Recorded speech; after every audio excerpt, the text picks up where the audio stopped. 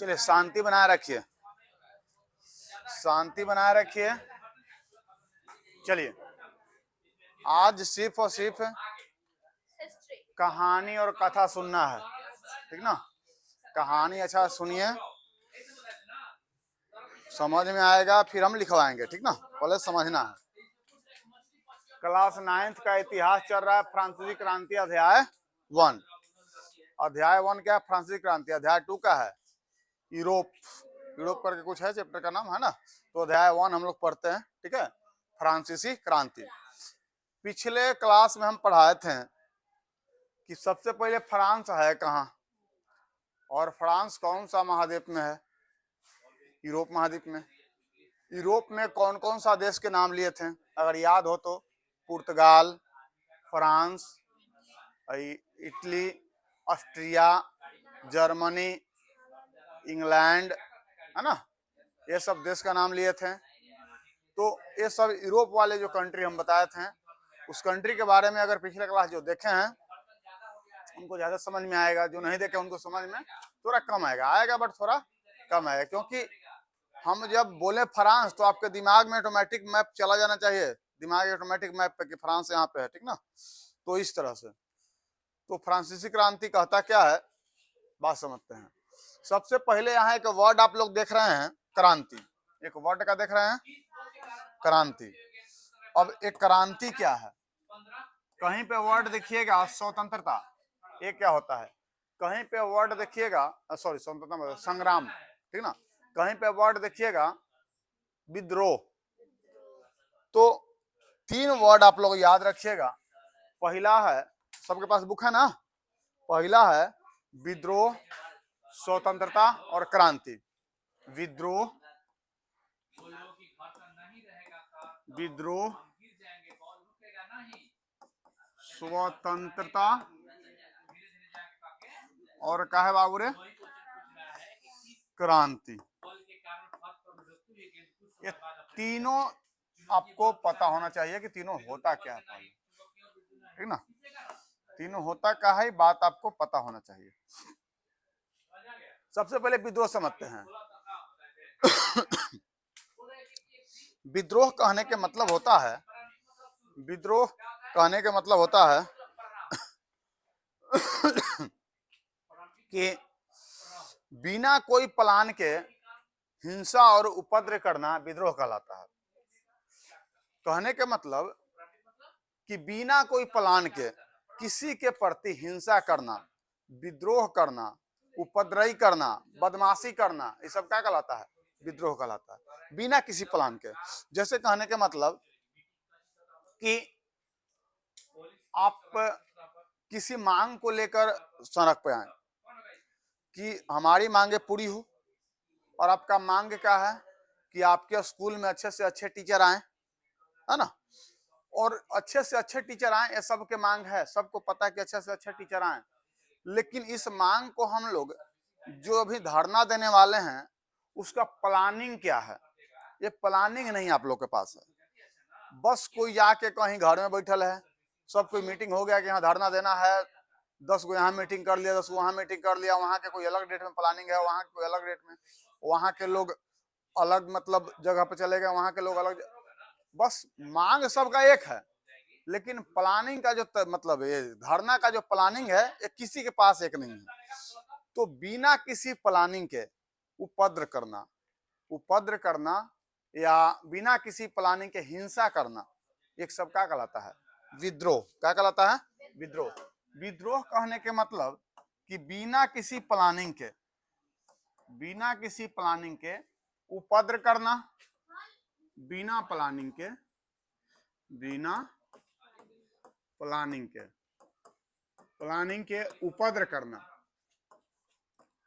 उपद्र करना, हिंसा करना, ये सब क्या है? विद्रोह है। क्या है बाबू रे? विद्रोह है। उसी तरह से अगला है आपका स्वतंत्रता और अगला है आपका क्रांति, ठीक ना। अब कहता है प्लान में, मतलब एक प्लान बना लिए कि प्लान के अनुसार हम लोग का ये है प्लान कि पहले जाके बात करना है बात नहीं माने तो उनको ये अपना प्रॉब्लम दिखाना है, ये प्रॉब्लम नहीं अगर उनको समझ में आता है तो उनको इस तरह समझाना है। यानी कहने का मतलब एक प्लान करके, एक प्लानिंग वे में हम लोग 100 आदमी 200 आदमी गए या 50 आदमी गए, जाके वहां के जो हेड है उनसे बातें किए। कहने का मतलब कि प्लानिंग वे में धीरे धीरे अगर किसी चीज में सुधार किया जाए, प्लान करके धीरे धीरे अगर किसी चीज में सुधार किया जाए, उसको हम लोग बोलते हैं स्वतंत्रता संग्राम। क्या बोलते हैं? स्वतंत्रता संग्राम। यानी कहने का मतलब कि प्लान करके धीरे धीरे अगर कोई बड़ा बदलाव लाया जाए तो उसको क्या बोलते हैं? स्वतंत्रता संग्राम। यानी प्लान हुआ,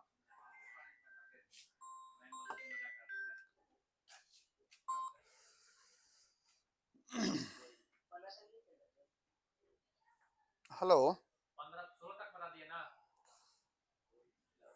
हेलो, बोलिए। Good morning. क्लास में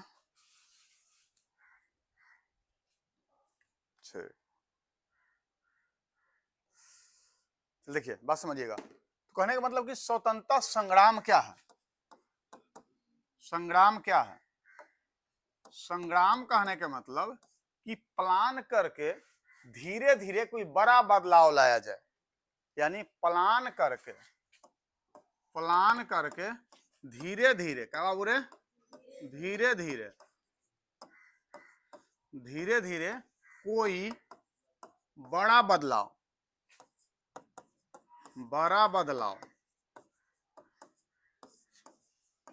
लाया जाए, उसे क्या कहते हैं? उसे क्या कहते हैं? स्वतंत्रता संग्राम। अच्छा, विद्रोह किसको कहते हैं?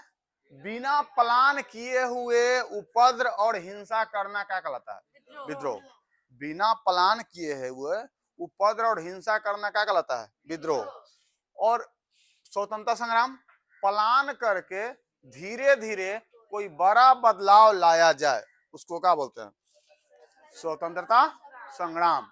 और तीसरा है क्रांति। तीसरा क्या है? क्रांति। क्रांति कहता है प्लान करके कोई बदलाव अचानक ला दिया जाए।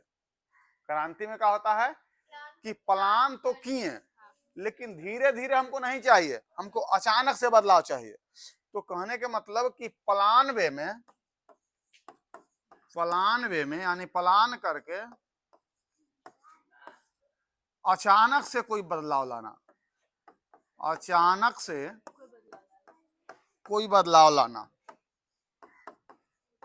कोई बदलाव लाना क्या कहलाता है? क्रांति। क्या कहलाता है? तो अब मुझे एक बात बताना, हम लोग जो पढ़ने जा रहे हैं फ्रांसीसी क्रांति, तो क्या इस क्रांति के लिए प्लान हुई होगी? प्लान हुई होगी, क्योंकि क्रांति बोलते उसी को हैं जिसमें प्लान करके अचानक से यानी जल्दीबाजी में कोई बदलाव लाए। जल्दीबाजी में कोई बदलाव लाए तो उसको क्या बोलते हैं? क्रांति। बात समझ गए? यानी कहने के मतलब कि फ्रांसीसी क्रांति जो हुई थी सर, उसमें जरूर प्लानिंग हुआ था और उस प्लानिंग के तहत अचानक से बदलाव लाया गया होगा, ये ना हुआ होगा? अचानक से बदलाव लाया गया हो। अब अचानक से जो बदलाव लाया गया उसके पीछे के रीजन समझो। क्या बदलाव आया, कि क्रांति से क्या लाभ हुआ, क्यों क्रांति हुआ, इसका कारण क्या रहा, क्रांति के मांग क्या था, क्रांति करने का कुछ तो किसी देश से आजाद कौन सा ऐसा देश था जो कि फ्रांस पे आक्रमण किए हुए था, उससे उसको आजादी चाहिए था। तो ये सब बात आगे हम चैप्टर में जानेंगे। तो सबसे पहले तो मुझे ये पता हो गया कि जो फ्रांसीसी क्रांति होने वाला है, ये क्रांति होता क्या है और ये क्रांति किस वे में और कितना दिन के अंदर में हो गया होगा, इसके मतलब अचानक से हुआ होगा। इतना बात तो समझ में सब क्या आ गया? अब बात समझते हैं। अब कहता है कि फ्रांसीसी क्रांति, कोई भी क्रांति, ऐसा नहीं फ्रांसीसी क्रांति, कोई भी क्रांति शुरुआत होने का कुछ ना कुछ कारण होता है ना? बिना कारण के तो कोई क्रांति होती नहीं है। तो पहले पढ़ेंगे कारण। कारण क्या था? तो फ्रांसीसी क्रांति का कारण, फिर उसको शुरुआत हुआ तो उस दौर में क्या था, फिर उसके पढ़ेंगे संवैधानिक कान, मतलब संवैधानिक राजतंत्र क्या है। जब क्रांति हुई तो क्रांति में क्या किया गया? मेन कारण यही था ना कि वहां के लोग को गरीबी इतना हो गई थी, मतलब गरीबी इतना आ गया था वहां पे कि राजा को हटाया। तो राजा को हटाया था, क्या कोई नया राजा आया कि कोई नेता आया? तो न राजा आया ना नेता आया, दोनों मिल के आया, यानी संविधान भी आया और राजा भी आया। उसको बोलते हैं संवैधानिक राजतंत्र। जहां पे संविधान तो रहे लेकिन संविधान के अनुसार राजा चले तो उसको बोलते हैं संवैधानिक राजतंत्र। संवैधानिक राजतंत्र, बात समझ गए? तो संवैधानिक राजतंत्र आया। फिर गणतंत्र की स्थापना हुई। गणतंत्र मतलब अब राजा साफा खत्म, सिर्फ और सिर्फ जनता का शासन। तो गणतंत्र की स्थापना हुआ और गणतंत्र के कारण वोट देने का भी अधिकार लोगों को मिला होगा। अब गणतंत्र के बाद वहां पे क्रांति का प्रभाव का पड़ा। तो क्रांति का प्रभाव 3 लोग पर ज्यादा पड़ता है। पहला महिला पर, दूसरा गरीब दास पर और तीसरा मजदूर वर्ग पर, ठीक है ना?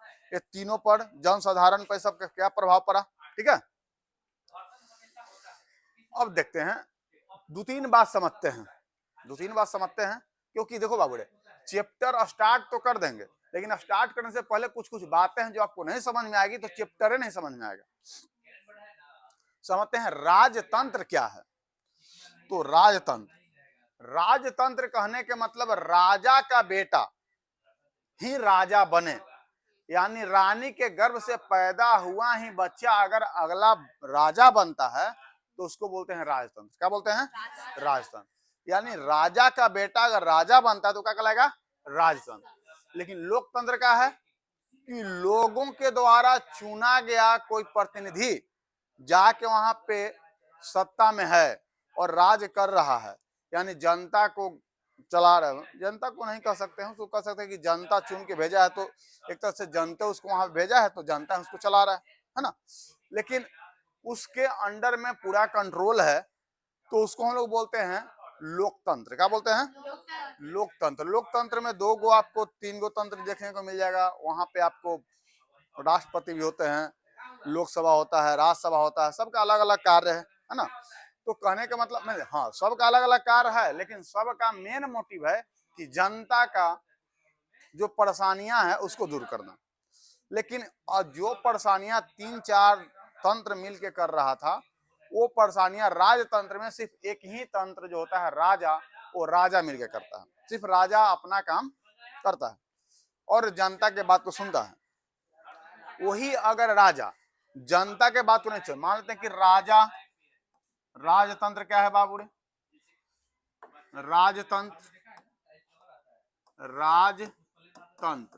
राजतंत्र कहने के मतलब राजा का बेटा राजा बने, राजा का बेटा क्या बने? राजा बने तो क्या कहलाता है? राजतंत्र।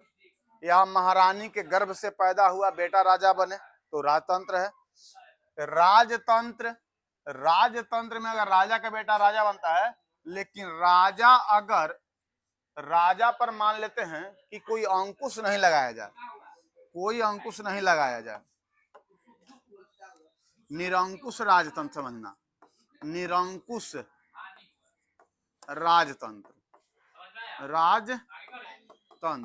निरंकुश राजतंत्र क्या है? तो निरंकुश राजतंत्र कहने का मतलब होता है कि राजा पर कोई सवाल नहीं खड़ा किया जा सकता है, उसको बोलते हैं, या कोई अंकुश नहीं लगाया जा सकता है, उसको बोलते हैं निरंकुश राजतंत्र। क्या बोलते हैं? निरंकुश राजतंत्र। मतलब राजा पर अंकुश नहीं लगाया जाए,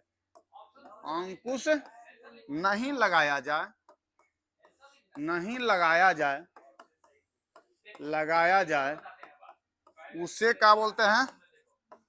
उसे निरंकुश राजतंत्र कहते हैं।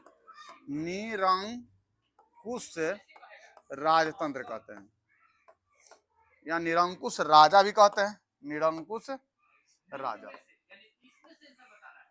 बात समझ गए? कोई दिक्कत? यानी राजा अपने मनमानी करता है तो उसको बोलते हैं निरंकुश राजतंत्र। क्या बोलते हैं? निरंकुश राजतंत्र। लेकिन राजा जनता के बारे में सोचे, जनता के किया गया कुछ फैसलाओं पर विचार करे, जनसभा लगाए, सभा के बातों को माने, तो वैसे राजा को हम लोग बोलते हैं राजतंत्र या अच्छे राजा हैं। लेकिन अब जनसभा लग रहा है, जनसभा में फैसला कुछ और आ रहा है, राजा बोल रहा है कि नहीं हम जो कहेंगे वही चलेगा, तो इसको बोलते हैं निरंकुश राजतंत्र। क्या बोलते हैं? यानी राजा पर कोई अंकुश नहीं लगाया जाए उसको बोलते हैं निरंकुश, और राजा का बेटा ही राजा बने उसको बोलते हैं राजतंत्र। क्या बोलते हैं? राजतंत्र। यानी राजतंत्र में राजा का बेटा ही राजा बनता है, लेकिन जब राजा का बेटा जो राजा बना वो ज्यादा ही घमंडी, ज्यादा ही निरंकुशता के साथ मतलब पेश आ रहा है, तो उसको बोलते हैं निरंकुश राजा या निरंकुश राजतंत्र। समझ गए बात को? कोई दिक्कत? इतना बात समझ में आ गया? उसके बाद बोलते संवैधानिक राजतंत्र। उसके बाद क्या बोलते हैं? कुछ कुछ टिपिकल वर्ड आपको पता रहेगा तो आगे समझने में बहुत आसानी होगी। संवैधानिक राजतंत्र क्या होता है? संवैधानिक राजतंत्र, संवैधानिक राजतंत्र, राजतंत्र। अब संवैधानिक राजतंत्र क्या है? तो संवैधानिक राजतंत्र कहने का मतलब कि जो राजा पर पहले अंकुश नहीं लगाया जा सकता था, जनता के राजा बात नहीं मानता था, जिसको हम लोग निरंकुश बोल रहे थे, अब उस राजा पर अंकुश लगाने के लिए एक संविधान, एक कानून का मतलब एक कानून लाया गया है जिसको राजा को ही मानना होगा। यानी संविधान, संविधान यानी कानून प्लस राजा, ये दोनों मिलकर अगर राज करता है तो उसको बोलते हैं संवैधानिक राजतंत्र। क्या बोलते हैं? संवैधानिक राजतंत्र। कहने का मतलब कि राजा तो काम करेगा, लेकिन राजा कोई ऐसा काम नहीं करे जो संविधान के दायरे से बाहर हो, उसको बोलते हैं संवैधानिक। कहने का मतलब राजा जस्ट लाइक अ कठपुतली। अब राजा का काम संविधान के अनुसार है, राजा खुद से ना कोई नियम बना सकता है, नहीं राजा खुद से ऐसा कोई फैसला ले सकता है। अब राजा को सिर्फ और सिर्फ संविधान से की गई कानून या दी गई कानून पर हस्ताक्षर करना होगा, और वो कानून जनता के बीच आएगा, उसको बोलते हैं संवैधानिक राजतंत्र। क्या बोलते हैं? संवैधानिक राजतंत्र। कहने का मतलब कि राजा तो काम करेगा, लेकिन राजा सिर्फ और सिर्फ हस्ताक्षर करने के काबिल हो गया। वो सिर्फ हस्ताक्षर कर सकता है, लेकिन ऑलरेडी पहले से संविधान बन चुका है, और इस संविधान के हर एक कानून को फॉलो करना किसका काम है? राजा को, और यही सब कुछ जनता ही फॉलो करेगा। तो कहने का मतलब जो पहले जो राजा अपने मूड में जो आता था वो करता था, अब मूड वाला बात नहीं करके राजा जब संविधान के बात को मानना शुरू कर दे तो उसको बोलते हैं संवैधानिक राजतंत्र। क्या बोलते हैं? संवैधानिक राजतंत्र। इतना बात समझ में आ गया? इतना बात सबको समझ में आया? अब अगला हम देखते हैं, जैसे पीछे थोड़ा सा चलते हैं, यहाँ पे राजतंत्र समझ में आया। पहले तो विद्रोह क्या होता है समझ में आ गया, उसके बाद स्वतंत्रता संग्राम क्या होता है समझ में आ गया। विद्रोह कहने के मतलब कि बिना प्लान किए हुए उपद्रव करना, हिंसा करना विद्रोह कहलाता है। उसके बाद स्वतंत्रता संग्राम कहने के मतलब कि प्लान करके धीरे धीरे अगर कोई बड़ा बदलाव लाया जाए तो उसको बोलते हैं स्वतंत्रता संग्राम, है ना। उसके बाद क्रांति कहने के मतलब, अच्छा महाभारत कौन कौन देखा है? महाभारत कौन कौन देखा है? कोई देखा है? हाँ रे तेरी के, रामायण देखा है? रामायण में शायद गाना चलता है महासंग्राम, है ना, युद्ध जब होता है तो महासंग्राम कहने का मतलब क्या? ये जो रचित हुआ है कहानी, ये जो रचित अभी जो युद्ध चल रहा है, ये युद्ध की रचना पहले ही हो चुकी है। क्योंकि संग्राम वहां पे गाना गाता है, तो कहने के मतलब कि इसका प्लानिंग, इसका जो इससे बदलाव क्या होना चाहिए, इसमें लाने वाला बदलाव ये पहले ही हम लोग निर्धारित कर चुके हैं, और अब सिर्फ और सिर्फ युद्ध होगी, और इस युद्ध को हम लोग बोलेंगे महासंग्राम। क्या बोलेंगे? महासंग्राम। बात समझ गए? क्रांति, क्रांति कहने का मतलब कि प्लान वे में कोई काम को अचानक से कर जाना क्या कहलाता है? क्रांति। क्या कहलाता है? क्रांति। बात समझ गए? आगे बढ़ते हैं। राजतंत्र, राजतंत्र कहने का मतलब राजा का बेटा ही राजा बने तो क्या कहलाएगा? राजतंत्र। और निरंकुश राजतंत्र, राजा अपने मनमानी करे उसको बोलते हैं निरंकुश राजतंत्र। यानी राजा पर कोई अंकुश नहीं लगाया जाए उसको बोलते हैं निरंकुश राजतंत्र। राजा अगर जनता के हित में काम करे तो राजतंत्र, लेकिन राजतंत्र ऐसा ना हो जाए कि राजा पर अंकुश नहीं लगाया जा सके। पहले के राजा था कि बैठता था, बात को समझता था जनता के, और जनता के बात को मान के अपना कानून बनाता था। लेकिन जब राजा जनता के बात ही नहीं माने और जनता के बात पर कोई अमल ही नहीं करे और अपने मन मर्जी के करने लगे, तो उसको बोलते हैं निरंकुश राजतंत्र। क्या बोलते हैं? निरंकुश राजतंत्र। आगे बढ़ते हैं। संवैधानिक राजतंत्र, राजा तो है लेकिन राजा को चलना किसके अनुसार है? संविधान के अनुसार, तो उसको बोलते हैं संवैधानिक राजतंत्र। क्या बोलते हैं? संवैधानिक राजतंत्र। आगे बोलते हैं गणतंत्र। क्या बाबू रे? गणतंत्र। गणतंत्र कहने का मतलब क्या होता है? गणतंत्र, गणतंत्र है ना, हाँ गणतंत्र। गणतंत्र, गणतंत्र कहने का मतलब क्या होता है? हिंदी को पढ़ाते हैं ना हो।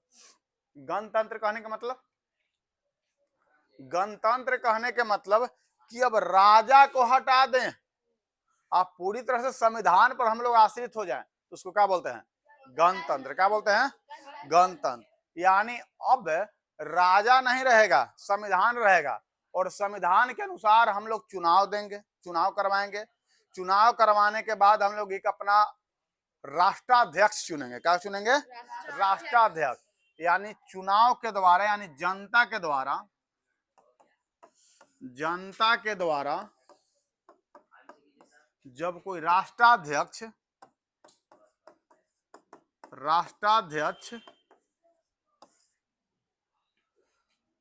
चुना जाए और वो हम लोग पर शासन करे, और वो हम लोग पर क्या करे? शासन करे, उसको बोलते हैं गणतंत्र। शासन कर रहा है, राष्ट्राध्यक्ष चुन रहे हैं, अच्छा शासन न करेगा तो कुर्सी से उतरो नीचे, दूसरा के चढ़ाएंगे, है ना। तो इसको क्या बोलते हैं? गणतंत्र। क्या बोलते हैं? गणतंत्र। बात समझ में आ गया? इतना बात सबको समझ में आया कि नहीं आया? इतना बात सबको समझ में आया?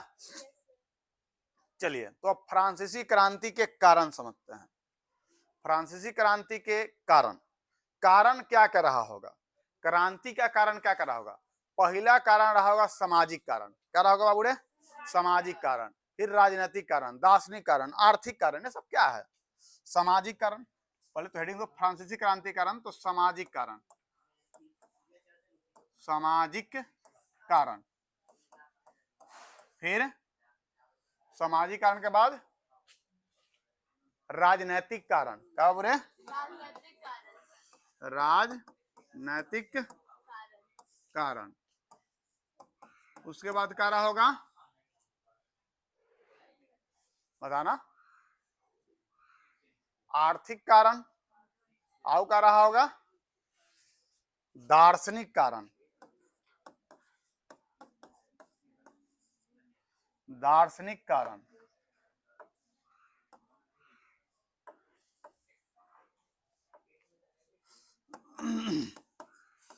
दार्शनिक कारण।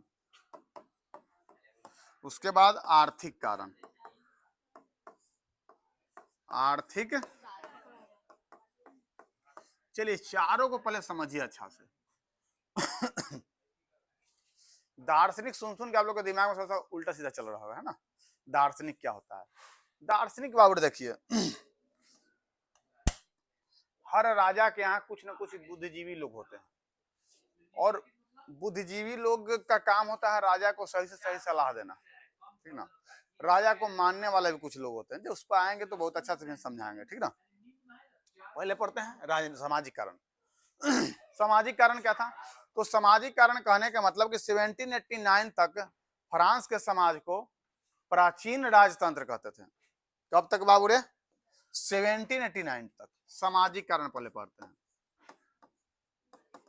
सामाजिक कारण। और सामाजिक कारण ध्यान से समझिएगा। सबके पास बुक है ना? बुक खोल के रखा कीजिए, ठीक ना। बुक खोल के रखा कीजिए। चलिए समझते हैं। कहता है कि सामाजिक कारण 1789 की अगर हम बात करें, 1789 की अगर हम बात करें, तो इस समय सामाजिक कारण की बात करते हैं, तो 1789 तक फ्रांस के समाज को प्राचीन राजतंत्र कहते थे। क्या कहते हैं? प्राचीन राजतंत्र। यानी प्राचीन मतलब पहले से आया हुआ, पहले से चलता हुआ आ रहा है, उसको प्राचीन राजतंत्र कहेंगे। तो 1789 इसको प्राचीन राजतंत्र कहते हैं। प्राचीन राजतंत्र कहने के मतलब कि प्राचीन राजतंत्र था क्या कर रहे हो? प्राचीन राजतंत्र का तुम बुक नहीं खरीदे हो? बुक सब खरीद लो। प्राचीन राजतंत्र कहने के मतलब ऐसा राजतंत्र, प्राचीन राजतंत्र,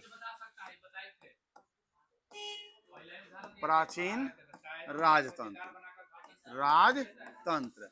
और प्राचीन राजतंत्र में क्या होता था बाबू रे? तो प्राचीन राजतंत्र में दो चीज होता था। पहला होता था समाज और दूसरा होता था संस्था। पहला क्या होता था? समाज, समाज आता था, और दूसरा क्या आता था? संस्था। और संस्था कहने के मतलब ऐसा संस्था जो राजा बात उसका माने। बात समझ गया? तो इसको हम लोग बोलते हैं सामाजिक राजतंत्र। क्या बोलते हैं? सॉरी, सामाजिक, प्राचीन राजतंत्र। क्या बोलते हैं? प्राचीन राजतंत्र। और समाज अगर बात करें तो समाज 3 वर्ग में बांटा हुआ था। कितना वर्ग में बांटा हुआ था? 3 वर्ग में। समाज के उस समय का अगर समाज की बात करें तो समाज आपका 3 वर्ग में बट चुका था। वो 3 वर्ग कौन कौन सा वर्ग था? आज ये नहीं आई है रे, क्या नाम था उसका? दिव्या आज गायब है ना। समाज 3 वर्ग में बटा हुआ है। कितने वर्ग में बटा हुआ था? 3 वर्ग में बटा हुआ था। तो समाज 3 वर्ग कौन कौन सा वर्ग? प्रथम वर्ग, प्रथम वर्ग, द्वितीय वर्ग और तृतीय वर्ग। ये 3 वर्ग में बांटा हुआ था। और समाज के जो बांटने का जो तरीका था वो हैसियत के अनुसार था। वहां के समाज को बांटने का जो तरीका था फ्रांस के, वो किसके अनुसार था? हैसियत के अनुसार। अगर आप बहुत अच्छे अमीर हैं पानी निकल बाबू, पानी निकालो तो।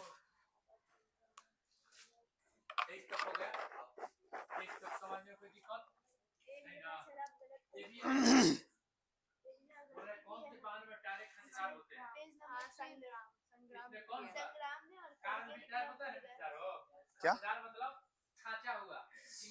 ग्रामर का टीचर ना है। अब देखें, कहता है कि समाज को 3 वर्ग में बांटा गया था। समाज को 3 वर्ग कौन कौन सा वर्ग? प्रथम वर्ग, द्वितीय वर्ग और तृतीय वर्ग। तो हम लोग प्रथम वर्ग के क्या बोल सकते हैं? प्रथम वर्ग के हैसियत के अनुसार अगर देखा जाए तो प्रथम वर्ग को हम बोल सकते हैं अमीर वर्ग बोल सकते हैं ना। उसी में यह भी बोल सकते हैं कि इस वर्ग में ऐसे लोग आएंगे जिन पर जनता का अधिकार, जिनका जनता पर अधिकार हो, है ना, जिनसे जनता बहुत ही नीचा महसूस करे, ऐसे लोग आएंगे प्रथम वर्ग में। और बात सही था, ऐसे ही लोग आए थे। प्रथम वर्ग में थे राजा का कुछ करीबी लोग और पादरी लोग। राजा का कुछ करीबी लोग और पादरी लोग, ठीक ना, ये सब थे प्रथम वर्ग में। ठीक है। द्वितीय वर्ग में कौन थे? तो द्वितीय वर्ग में ऐसे लोग थे जो नहीं ज्यादा अमीर हैं और नहीं ज्यादा गरीब हैं। वो अमीर और गरीब के बीच बिचवा वाला चीज है, ठीक है ना, उसको बोलते हैं हम लोग द्वितीय वर्ग। कौन सा वर्ग? और द्वितीय वर्ग में आता था समंत लोग। द्वितीय वर्ग में कुलीन वगैरह जिसको हम लोग बोलते थे द्वितीय स्टेट, ठीक ना, इसमें कुलीन इसको हम कहते थे। क्या बोलते हैं? कुलीन वर्ग। तो कुलीन वर्ग भी कह सकते हैं और इसको द्वितीय वर्ग भी कह सकते हैं। क्या कह सकते हैं?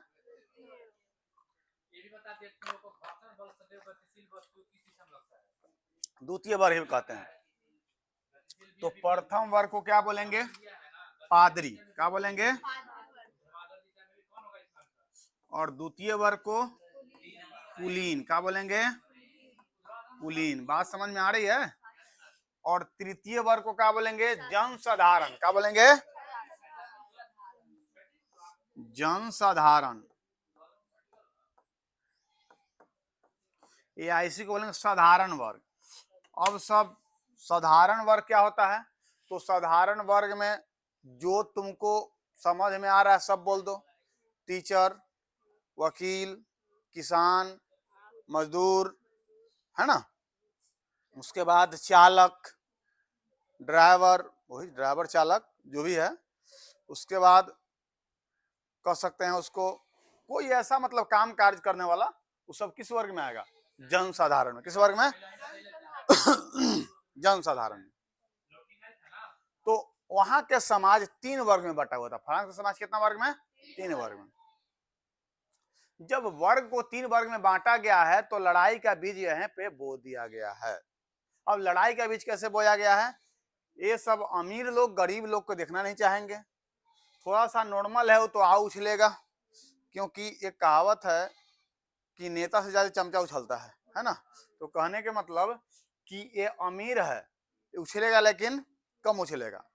और कम इसलिए उछलेगा, ये जानता है कि हम लोग भाई कम हैं, अगर भड़क गया तो बड़ी मार मारेगा। ये थोड़ा सा ज्यादा है, कुलीन वर्ग, और ई इसके पास चपड़ूसी करेगा, इसके पास उछलेगा, तो इससे घींच घींच के उसके पास ले जाएगा कि लीजिए हमें ताज लाए हैं, तो ठीक है 100 रुपया लाए हैं, 50 रुपया आप रखिए, 50 रुपया हमें दीजिए, ठीक ना। डायरेक्ट तो आएगा नहीं इसके पास। तो कहने के मतलब कि जैसे ही 3 वर्ग में समाज को बांटा गया, उसी समय यहाँ क्रांति का बीज बो दिया गया था। उसी समय समाज में सबको आ गया था कि भाई ये जो प्राचीन समाज जो चलते आ रहा है, प्राचीन राजतंत्र जो चलते आ रहा है, वो एक दिन क्रांति का रूप लेगा, ठीक ना। तो 3 वर्ग में बांटा गया था, और 3 वर्ग में बांटने के बाद संस्था के बात करेंगे, लेकिन संस्था बहुत बाद में बात करेंगे। संस्था का कोई जिक्र नहीं किया गया। लुई 14वां एगो संस्था लाता है, हम जो बात कर अभी, लुई 14वां एक संस्था बनाता है, मतलब कि संस्था में सब कोई बैठेंगे, पादरी भी बैठेगा, कुलीन भी बैठेगा, जनसाधारण भी बैठेगा, और तीनों कोई बैठ के कानून बनाएंगे। लेकिन अब ऐसा हुआ कि तीनों कोई बैठना तो दूर, देखना एक दूसरे को भूल गया, है ना। अब क्या करता था कि कहता था कि भाई संस्था में कौन जाता है, एक बार कानून बन गया ना, टैक्स वसूलते रहो। एक कौन कहता था? राजा। अब राजा कहता है टैक्स वसूलते रहो, तो बीच बीच में बेचारा ये सब भड़क जाता था, ये टैक्स क्या है वसूलेगा राजे पर, भड़क जाता था। तब जाके पादरी समझाता था, ए पागल है, गॉड के रूप है, राजा इक्वल टू कौन? गॉड। और आप लोग जानते हैं कि ये जो पादरी लोग जो होते हैं, हर एक संडे के संडे अपने सब जनसाधारण लोग को बुलाते थे, कुलीन को ही बुलाते थे। कहाँ? चर्च में। और बुला के बोलते थे वहां पे, जब भी अगर राजा के प्रति कोई भी जनसाधारण में ऐसा अफवाहें चल रही है या ऐसा बातें चल रही है जो कि राजा को नुकसान पहुंचा सकता है, तो ये बात को शांत करना काम किसका था? पादरी का। किसका था? पादरी का। राजा डायरेक्ट तो जाकर शांत कर नहीं सकता है, तो एक काम शांत करना किसका था? पादरी का। और पादरी हर एक संडे को बुला के सबके माइंड वॉश करता था। अब माइंड वॉश क्या करते थे कि भाई राजा उसको नहीं कहो, एकदम कहीं कहीं भगवान के अवतार है, उसको से विद्रोह करना समझो भगवान से विद्रोह करना। उसको अगर तू लोग कुछ भी बोलते हो समझो डायरेक्ट भगवान के पास वो बात जा रहा है, और भगवान तुमको नरक में भी जगह नहीं देंगे।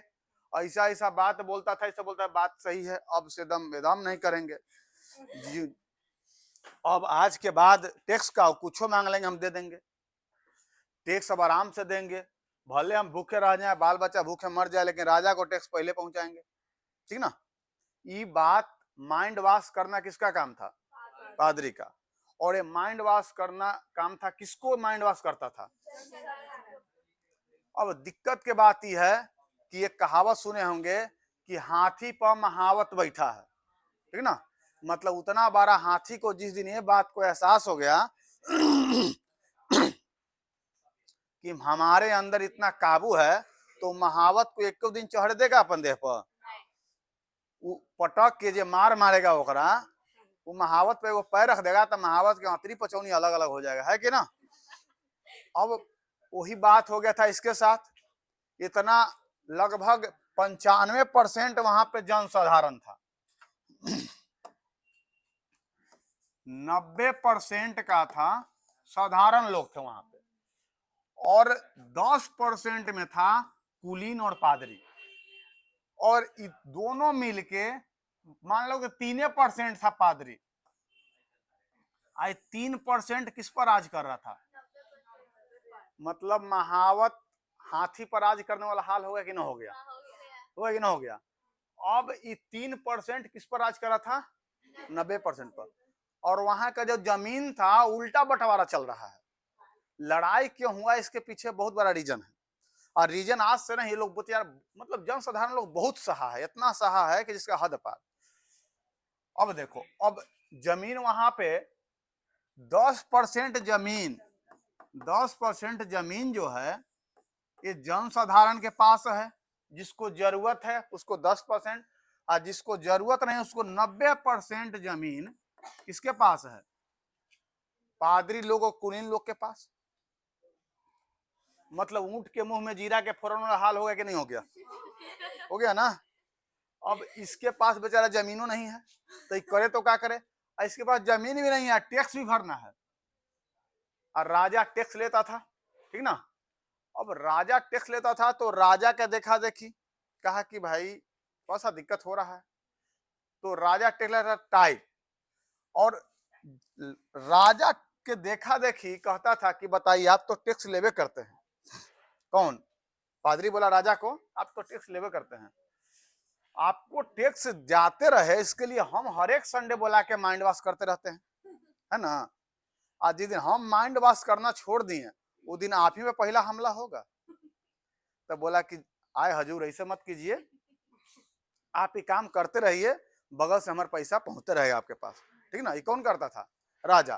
तर पादरी बोला कि ना, इतना से काम ना चलेगा, हमरो कुछ कुछ एक आध सिरिंज घींच के निकालने दीजिए इसमें से। तो बोला क्या निकालिएगा? तो बोला कि हम एगो टैक्स लगाएंगे जिसको धार्मिक टैक्स कहेंगे। कौन सा टैक्स? और ये बोलता था कि हम धर्म गुरु हैं तो हम कैसा टैक्स लगाएंगे? धार्मिक टैक्स। तो येहू एगो टैक्स लगाता था, टाइट। और टाइद और टाइथ में अंतर समझना। टाइद और टाइथ, एक टैक्स था धार्मिक और एक टैक्स था राजा के द्वारा लगाया गया। तो येहू एक टैक्स लगाता था। अब इतना यहाँ पे इसके साथ अत्याचार होने लगा कि बेचारा कहा कि अब क्रांति के अलावा कोई उपाय नहीं है। अब भाई क्रांति क्यों, विद्रोह क्यों नहीं, और जन संग्राम क्यों नहीं? स्वतंत्रता संग्राम होना चाहिए था, विद्रोह होना चाहिए था, क्रांति क्यों? क्योंकि इसको तुरंत भर में बदलाव चाहिए था, एकदम तत्काल बदलाव, है ना। इसीलिए क्रांति। और तत्काल बदलाव तभी हो सकता है जब हम करेंगे क्रांति, और नहीं तो आराम आराम से बदलाव चाहिए तो उसको क्या बोलेंगे? स्वतंत्रता संग्राम। अब बिना प्लान में किया गया विद्रोह को, हल्ला गुदाल को क्या बोलेंगे? विद्रोह। क्या बोलेंगे? विद्रोह। आगे बढ़ते हैं। अब ये बात सुनकर प्रथम स्टेट के जो पादरी थे वो सोचे कि अगर इस सब के माइंड वॉश में थोड़ा सा भी कमी किए तो हो सकता है हाथी बिगड़ जाए या पगला के हम ही को पीटने लगे, है ना। हाथी जब बिगड़ेगा तो समझ रहे हैं 3% को समझेगा, पहले कहे तू ही आओ, ठीक ना, पहले तोरे निपटाते हैं, उकर बाद राजा के बाद में वो तो दुए गो ओकरा देख रहे कहियो पहले तू ही बा। तो ये सब ई डर से था कि पगलाए नहीं, हाथी है, अब पगला जाएगा तो हम लोग को छोड़ेगा नहीं। बात समझ गए? तो कहने के मतलब कि ये सब इस बात से नाराज नहीं था कि हम पे अधिकार कम है या हमको नीचा सोचा गया है, इस बात से नाराज था कि एक तो जमीन नहीं दिया, ऊपर से टैक्स ही मांगता है। बात समझ गए? हम लोग के पास 10% जमीन है, जिसके पास में उससे टैक्स नहीं मांग रहा है, हम लोग से टैक्स मांग रहा है। और हद तो तब पार हो गई जब बेचारे के खाने के लिए कुछ नहीं फिर भी कहता है टैक्स दो, टैक्स दो। ये का मतलब हो गया, मतलब कहने का मतलब जबरदस्ती कह रहा है कि नहीं तू लड़ो, है ना। हाल हुआ। तो अब पादरी जो है कहता था कि भाई सब कोई तो टैक्स लगा रहा है, हम थोड़ा सा लगा लेते हैं। आप समझ गए? तो पादरी भी कहता हम टैक्स लगा लेंगे।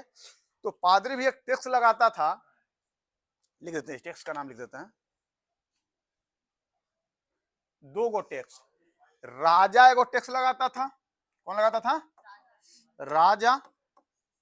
और राजा जो कर लगाता था, और एक लगाता था पादरी, ये भी कर लगाता था, टैक्स लगाता था। तो जो पादरी टैक्स लगाता था उसका नाम था टाइथ। का नाम था? Tithe, tithe. इसका क्या नाम था? टाइद। बात समझ गए? तो राजा जो चेक लगाता था उसमें टाइद था, इसमें था ध न, है ना? तो ध धार्मिक, तो टाइथ जो टेस्ट था, टाइज दो मतलब टाइद, टाइद का था, राजा के द्वारा लगाया गया था। जो राजा लगाता था क्या बोलते थे? टाइद। और जो जन साधारण लगाता था टाइथ। बात समझिए। आज स्कूल नहीं जाना है क्या? नहीं जाना है, चलो सही। आज स्कूल नहीं जाना है हो? क्या वजह से? आएंगे आएंगे, क्या वजह से? 11 बजे से ना? तेरी तो चले तो आज क्लास है ना। अच्छा ये बता मुझे, चल ठीक है इतना ही रहने दे। ये बताओ, इतना बात सबको समझ में आ गया? सबको समझ में आया अच्छा से कहानी? देख बाबू रही है जस्ट लाइक अ कहानी, इतिहास का है खिस्सा। देखो थोड़ा सा ढील दिए कि सब अंग्राई लेने लगा। इतिहास का है खिस्सा है, खिस्सा को सही से सुनेगा, इतिहास अच्छा समझ में आएगा। और खिस्सा से जहां भटक गया वहां पचीसा हो जाएगा, ठीक ना? बात समझ गए? तो अच्छा से कहानी को सुनिए, समझ में आएगा, मजा आएगा, ठीक है? कोई दिक्कत? कहानी से भटकना नहीं है, बात समझ गए? तो चलिए कुछ बातें, ऐसे तो आपको यूट्यूब पे चला ही जाएगा, लेकिन कुछ बातें आपको याद रखने योग्य है और कल के क्लास में इसमें से हम पूछेंगे। बात समझ गए? कोई दिक्कत? कोई दिक्कत नहीं। चलिए आज का क्लास यहाँ समाप्त किया जाता है और कल फिर मिलते हैं अगले क्लास में और इसी भाव के साथ। कल भी क्या है? हिस्ट्री है ना? हाँ चलिए ठीक है, कल भी हिस्ट्री है।